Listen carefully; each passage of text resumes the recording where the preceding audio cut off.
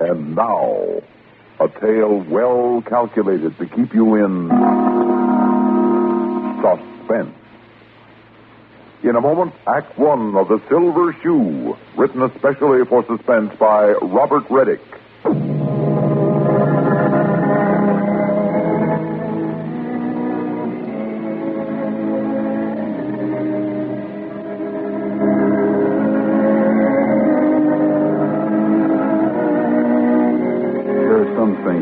Take for granted. I mean, you don't question them. Like if somebody died, you've been to the funeral and watched them lower the coffin into the grave. You just got to say to yourself, well, that's the way it is. It's all over. Maybe if you care a lot for somebody like I did for Corey, maybe they go on living in a way in your mind. Not really living, but kind of living in your thoughts or your memory or your dreams. But that's all. So when I saw this girl sitting in a drugstore 2 years after Corey's funeral, well, naturally I had to figure she was somebody who just happened to look a lot like her. I mean, wouldn't you?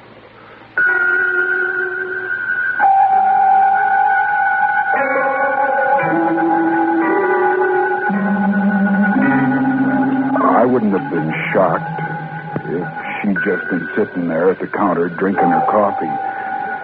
But she was doing something that, well, I guess I'd seen Corey do 100 times.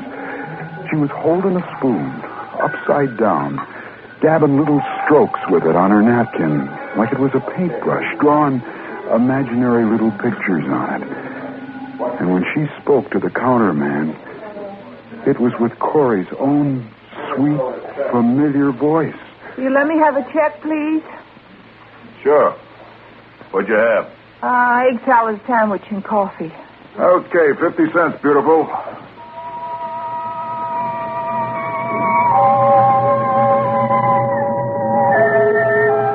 I guess I must have looked pretty strange standing there, staring at her, but I couldn't help myself. You want something, buddy? Huh? Oh, yeah, a cup of coffee. Cup of coffee coming up.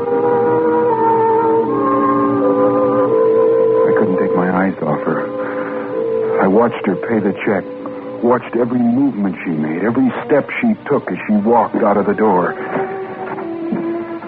And they were Corey's movements, Corey's steps, every one of them. Kind of cute, eh? What? Nice-looking chick. Does she come in here a lot? Yeah, once in a while. She's one of the dames who works down the street at the dance hall. Here's your coffee. Thanks, I don't want it. Here's your dime. Huh? Oh, sure, Tiger. I followed her. I had to.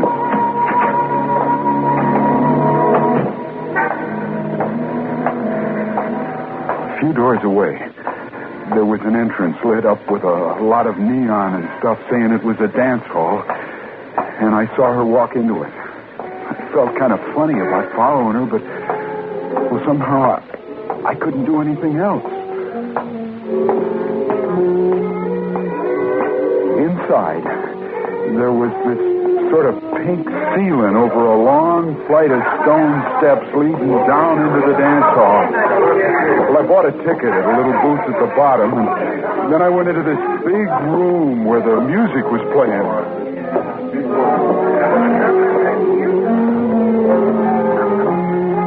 I didn't see her anywhere, but a bunch of other girls came running up to the railing and started calling out to me.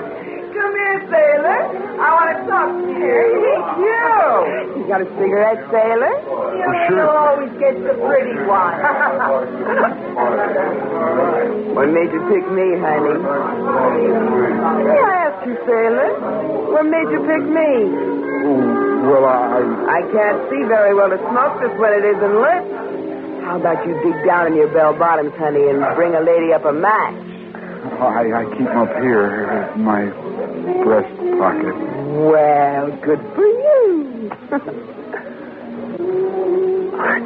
Do you notice the sign over the entrance, honey? 50 girls, 50 gorgeous, exotic dancing partners. Well, of course, even when this joint is jumping, there's only 22 of us. But I mean the other partners. Do you think I'm gorgeous and exotic, honey? Is that why you picked me? Well, I don't think I know what you mean. You know what gorgeous means, don't you? Oh, sure. Well, exotic means weird, honey. Strange. Come on, baby.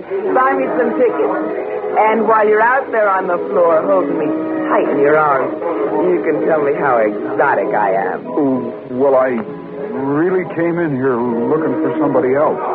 She's about 5'3" and has light brown hair and blue eyes. Just like half the girls in America. Besides, if you don't see her, she ain't here. Who told you she worked here anyway? Here, this picture in my wallet. She looks like this girl. No, somebody's kidding you. We ain't got nobody here looks like that. Oh, but I saw her come in here. Look, I ought to know. I've been working here for 4 years. I tell you, we got no girl like that. No, why don't you just forget her and concentrate on me? Anything the matter with me? Oh, no. No, it's just... You bet there ain't. Now, don't you run away, sailor. I'm going in and powder my nose. Don't let any of these other dames latch on to you. And when I come back, I'll show you the way a patriotic lady treats the Navy.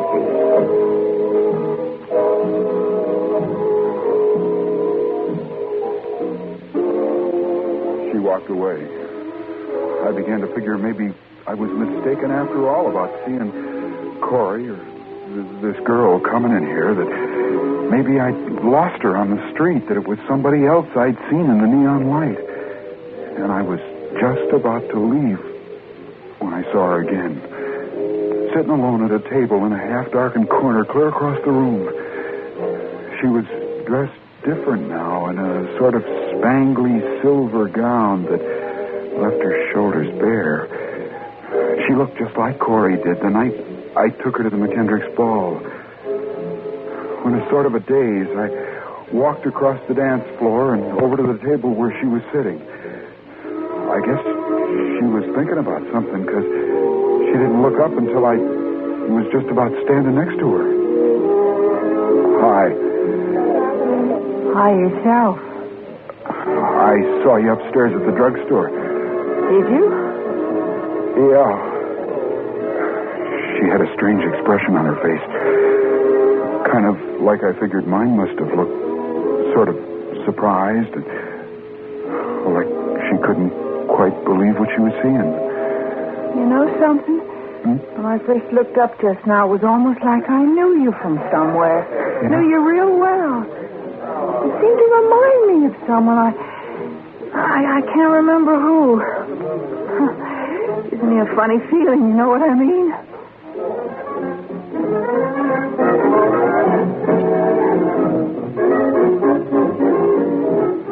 She told me to buy her some dance tickets at the little booth. Well, I did. Then I came back and I sat down with her at her table.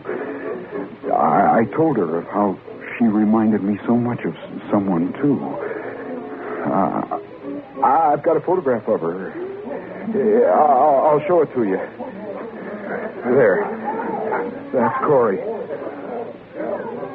Well, doesn't she look... Yeah, she does.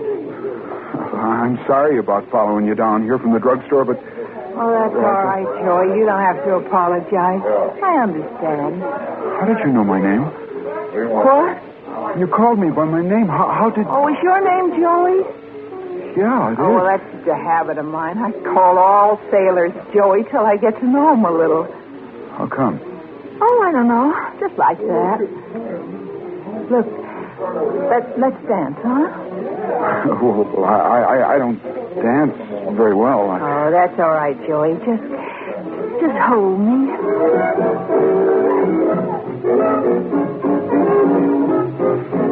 And then she took my hand in the same sweet, special way that Corey had 100 times, 1,000 times before.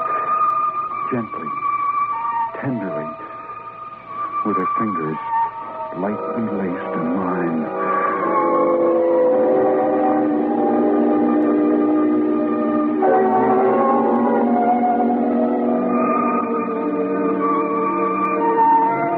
I remembered that day more than 2 years ago when I was standing, leaning against the outside wall of my house.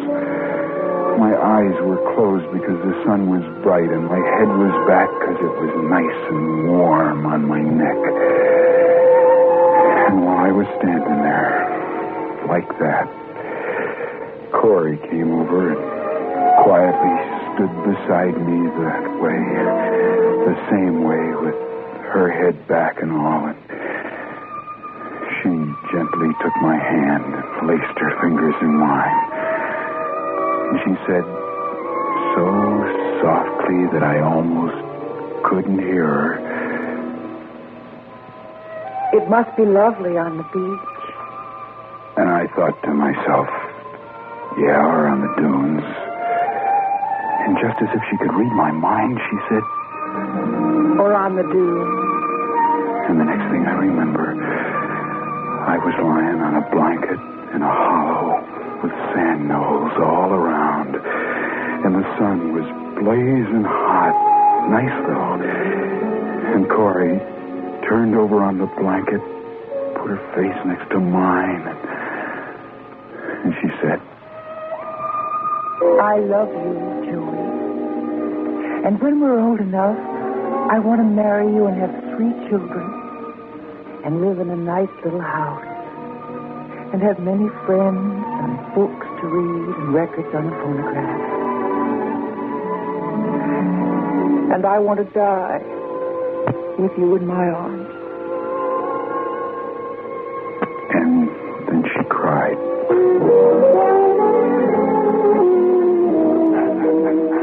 I suddenly realized that I was holding this other girl in my arms, that we were dancing. Where did you learn that step? What? The one you just did. Well, I don't know. Just kind of like it. Well, you said you couldn't dance. Well, not very well, usually. Seems to me we dance just fine together. Comfortable and easy. Like 2 people have... Danced together a lot? Yeah. You're not 21, are you? No, 20. Oh, you're supposed to be 21 to come in here. Oh. Oh, well, we won't tell them, will we? Truth is, I'm only 20 myself, but they don't know that. Oh, is that right? Uh-huh.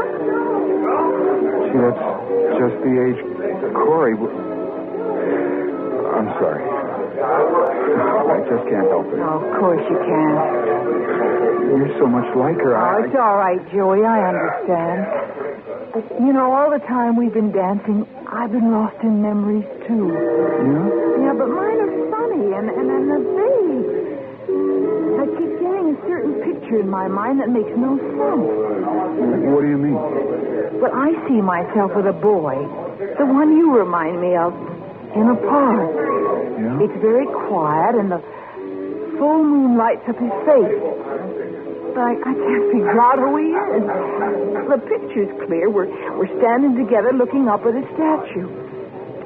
The strange thing is I don't seem to remember anything like that ever happening to me. I guess it did, but I just can't seem to remember. But I could remember it. I could remember it very well.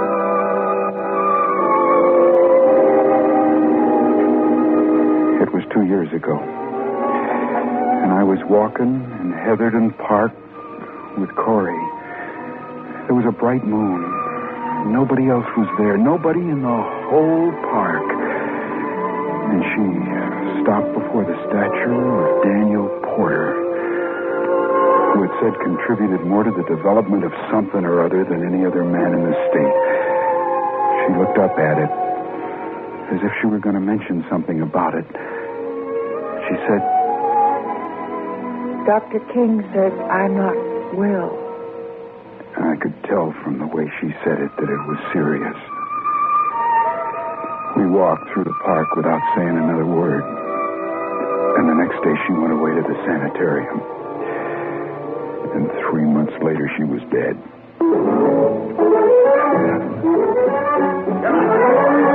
Joey, what is it? What's wrong? She was asking me what was wrong. It was impossible to tell her. I was frightened. I tried to tell myself that there were other parts, other statues, other moonlit nights, but somehow I knew. Joey, you look pale. What's the matter with you? Could we go back and sit down? Sure, come on. Don't you feel well? I'll be all right. That part you pictured in your mind, that statue? Yeah? You were standing with some fella looking up at a statue. Where was the moon? Low? Just over his shoulder? What? Was the moon sort of low in the sky like it was sitting there right over the shoulder of the statue? I think it was. Yeah. How could you know that? And were you holding his hand? Yeah. With your fingers locked in his like...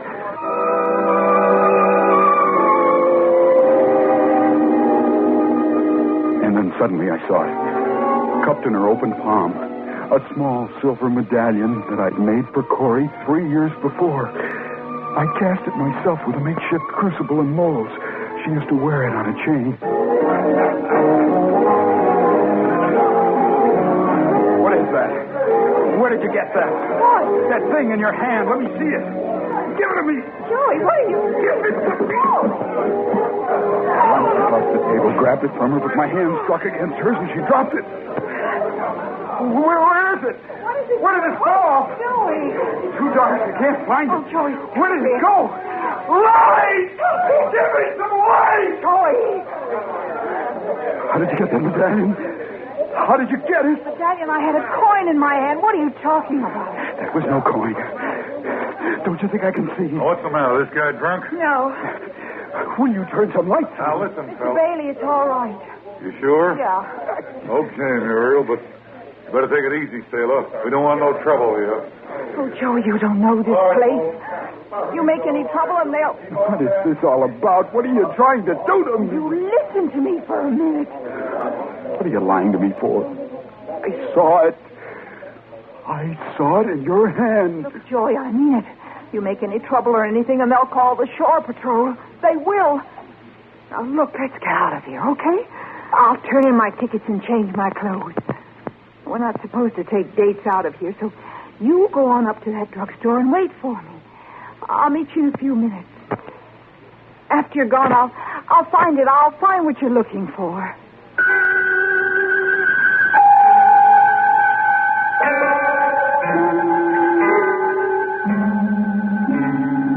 So I went up to the drugstore and waited. I waited 10 minutes, 20 minutes. I waited half an hour. And I went into the phone booth and I called the dance hall.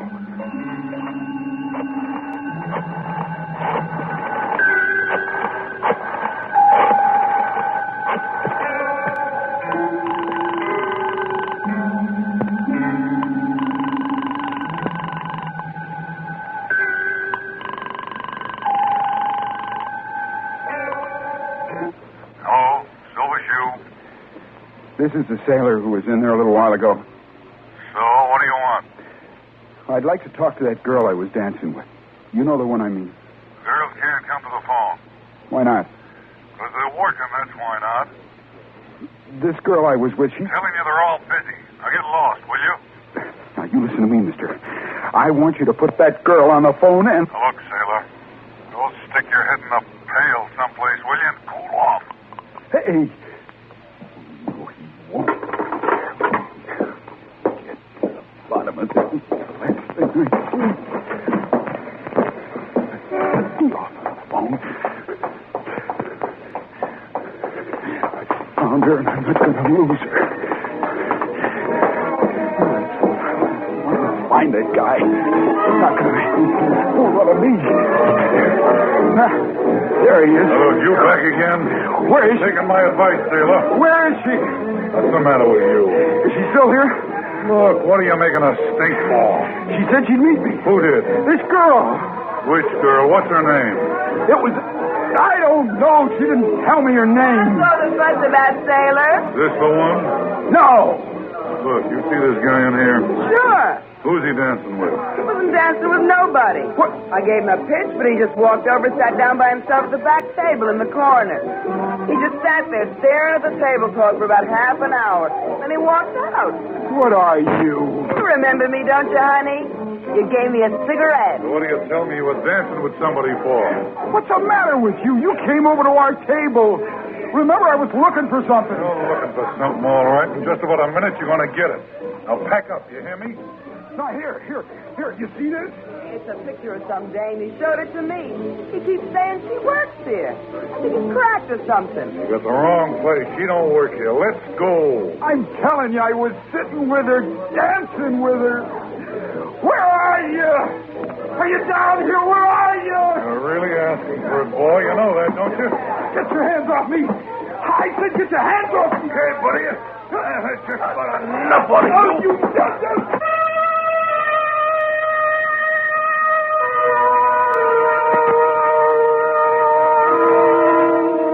I came to the next morning in sickbay on the ship. I couldn't do anything but lay there and think about this girl. I told the ship's doctor about it. You've been under a great strain lately, Joey. I'm going to recommend that your duties be suspended for a few days at least. You want me to stay here? Yes, In sickbay? that's right. What do you think, I'm crazy or something? You want to keep an eye on me? I said you've been under a strain, that's all. I don't think you've ever really gotten over the shock of Corey's passing away. You've been thinking a lot about her lately, haven't you? I mean, in these last weeks, before you even saw this other girl in the drugstore. Yes, I have. Well, isn't it possible that you simply wanted her back so much that my imagination was playing tricks on me? something like that? Yes. I want you to stay right there in that bed.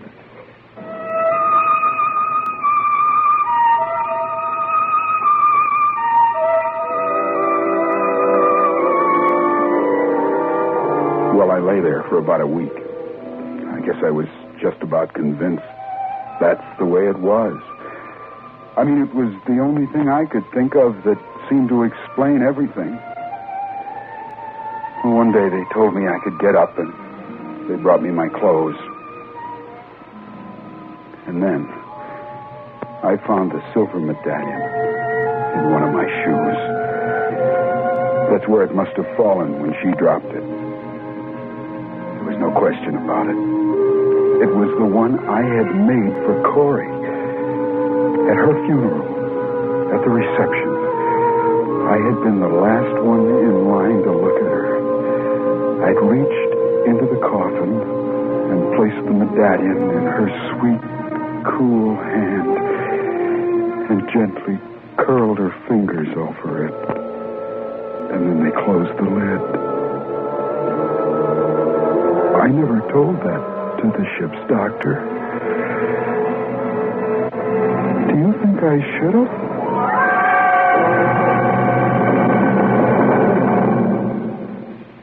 Suspense. You've been listening to The Silver Shoe, written especially for Suspense by Robert Reddick.